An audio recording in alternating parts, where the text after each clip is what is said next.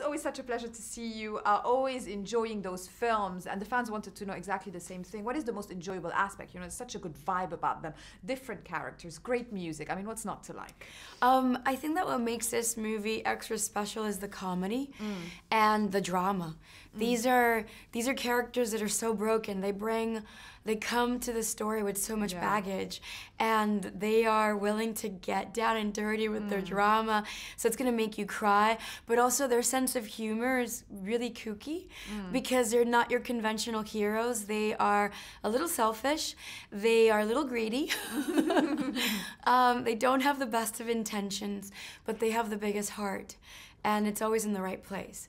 So they're the unconventional superheroes, and I feel like that has an extra special place amongst audiences. No, absolutely, and as characters, they're different from anything you might have done before. You know, how much makeup time, first of all, are we talking about? Is it true that it came down this time?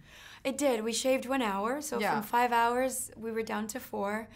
We still have a long way to go.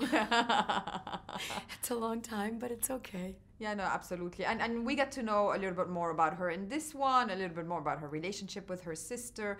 What can you tell us without divulging too much to the public? Of course. In the first movie, she was a bit selfish because she was a runaway. She was trying to get away from her father and her life, and she was only thinking about that.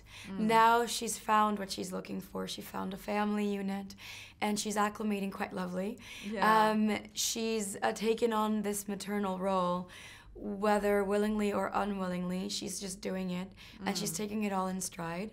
And obviously her sister coming into the picture is going to add a little bit of it's going to be a little bit of a challenge for her in this movie. No, absolutely. Karen just told me something really funny, that metaphorically it's like, you know, if she had hair as a character, they would be pulling each other's hair all the time. Completely.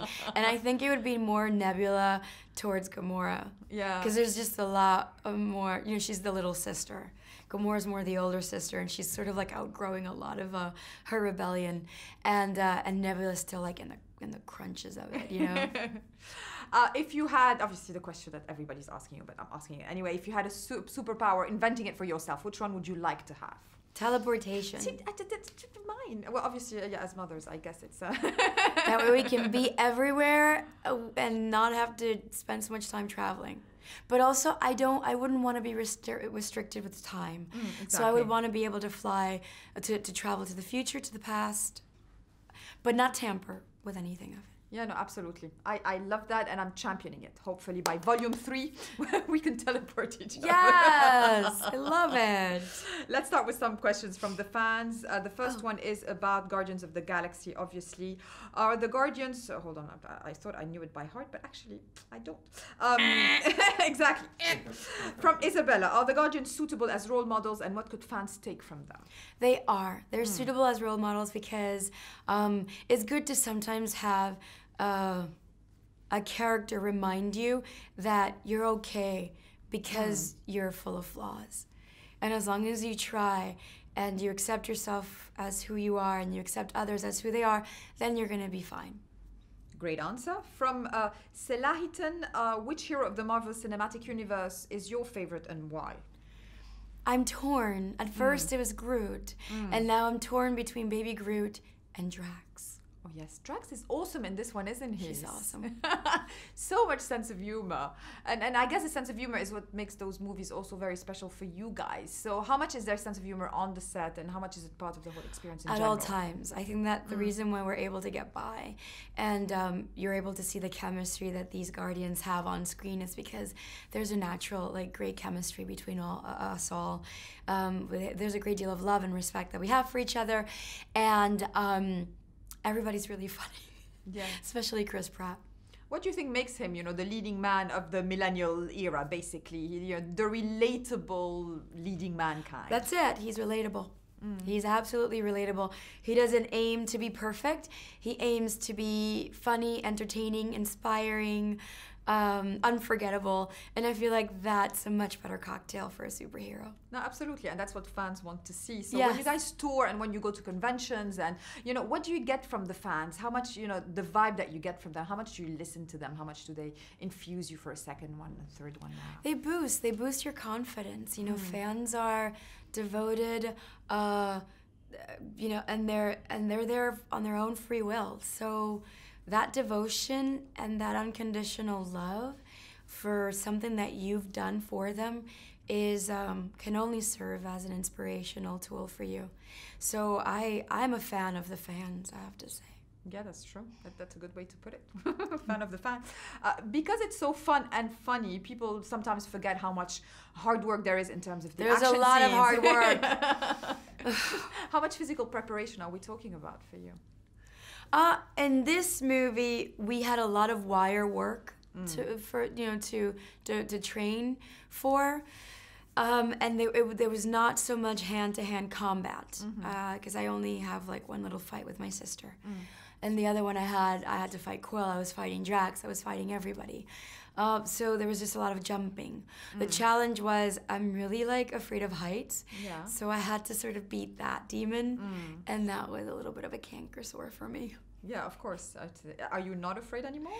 No, I still Yeah, am. exactly, I mean, yeah. I posted a little behind the scenes moment of me jumping off of like 30 feet and just going completely bananas because I wanted to sort of share with my fans like just how hard it is for an actor. It's not just everything is like glamorous. Exactly. It's a lot of work, and sometimes you're tested, you know, to the utmost level, and you're challenged. And if you beat it, you end up learning something about yourself, and if you don't, you end up learning something that you'd never want to do again. Exactly. So you know that for the next time you will respectfully decline. Yeah, exactly. Do you feel that there is such a thing as a Hollywood dream? Do actresses have that, or in your case, did it, you know, all come without you really dreaming big? I think that there is every such thing as a dream. I think it all starts with a dream. That's the first step. You have to dream something, and then you have to go out and manifest it, and you know, and will it and create it. So there are Hollywood dreams. Do I believe in fairy tales? No. Exactly. You have to work hard at it. Yeah, that to me is the fairy tale. Yeah. Is when you work really hard at your dream. Yeah, it's true. And throughout the years, what has been the biggest motivation for you? The company you keep, obviously this is such an ensemble, and I'm sure everybody became friends. The directors, you know, the James Camerons of this world, the James Gunns of this world. I'm a collector in life, and I'm constantly curating my life. So those are the things that I treasure the most, are my memories, my experiences with people, learning lessons from the professionals and people that have been doing this before me, and also getting to impact people. That's what I find hardest to believe, is that people can find what I do interesting, and because of them, I am able to get hired over and over again by filmmakers, because I do have somewhat of a following, and that makes me feel very responsible and very humbled, because I was never much of a follower myself, but I was never much of a leader. I always did my own thing, and I always felt that I was fine being invisible.